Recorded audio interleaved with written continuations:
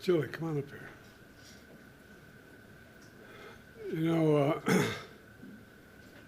this is a sad day, but it brings back an incredible amount of good memories. Today, America and the world, in my view, lost a remarkable leader. He was a statesman and humanitarian. And Jill and I lost a dear friend. I've been hanging out with Jimmy Carter for over 50 years, it dawned on me. And I had countless conversations with him over those years.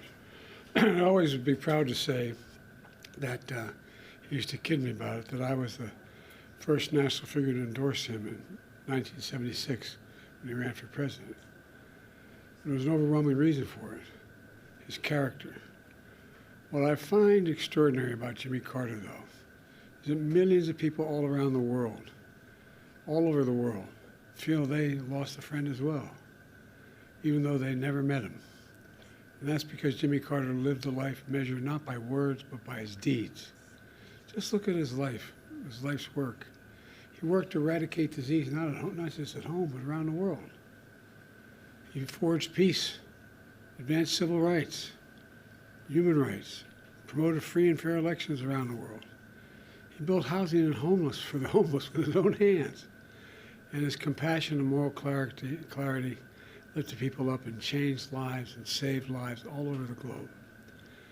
Jimmy Carter was just as courageous in his battle against cancer as he was in everything in his life. Cancer was a common bond between our two families, as with many other families. And our son Bo died. When he died, Jimmy and Rosalind were there to help us heal. Jimmy knew the ravages of the disease too well. He lost his father, his brother, his sisters to this terrible disease. So when Jimmy was diagnosed, we did our best to comfort him. We met with him down in Plains. We met with him, and anyway. We talked and shared our beliefs that as a nation, we have the talent. We have the talent and the resources to one day end cancer as we know it, if we make the investments. He believed that like I do. I'll always cherish having seen Jimmy and Rosalind Carter together. Theirs was a love affair of the ages. While we'll miss them both dearly, I do take some solace, and the kids were saying it, that they're united once again. We're going to remain forever in our hearts, but they're together again. The entire Carter family, on behalf of the world, the whole nation, we send our whole heartfelt sympathies and gratitude. Our gratitude for sharing President Carter with us for so many years. You know, Jimmy Carter stands as a model of what it means to live a life of meaning and purpose, a life of principle, faith, and humility. His life dedicated to others. You know, he was like my dad. He thought that, he said, Joey, a job's about a lot more than a paycheck. It's about dignity, your dignity.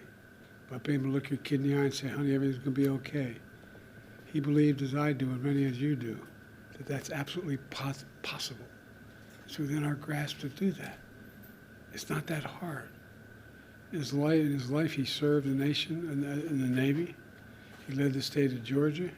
He became president and a beloved statesman all over the world.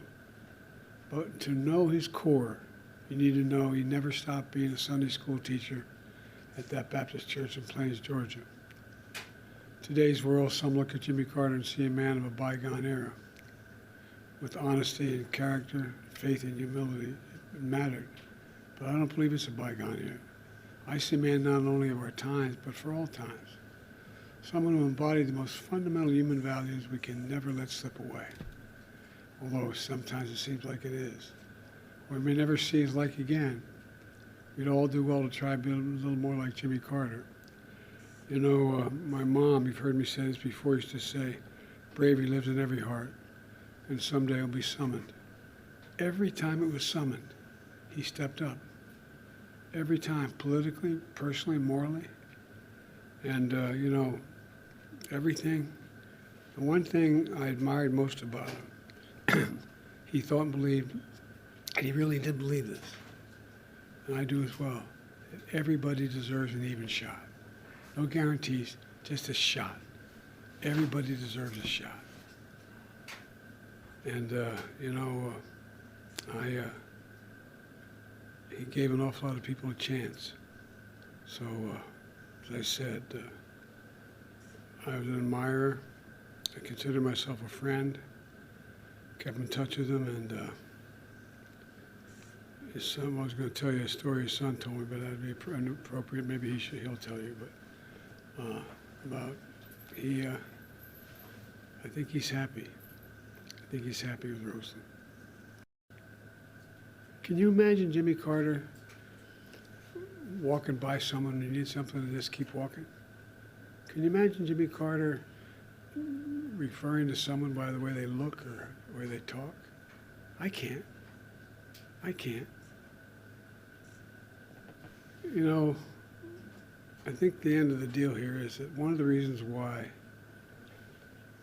we're looked to by the rest of the world, for the bulk of our nationhood, we've laid out what our values are. We've said what we believe. It's not just in the Declaration, we hold these truths to be self-evident, but there's a feeling. The rest of the world looks to us. And he was worth looking to. So thank you very much. Appreciate it. Thank you. Thank you.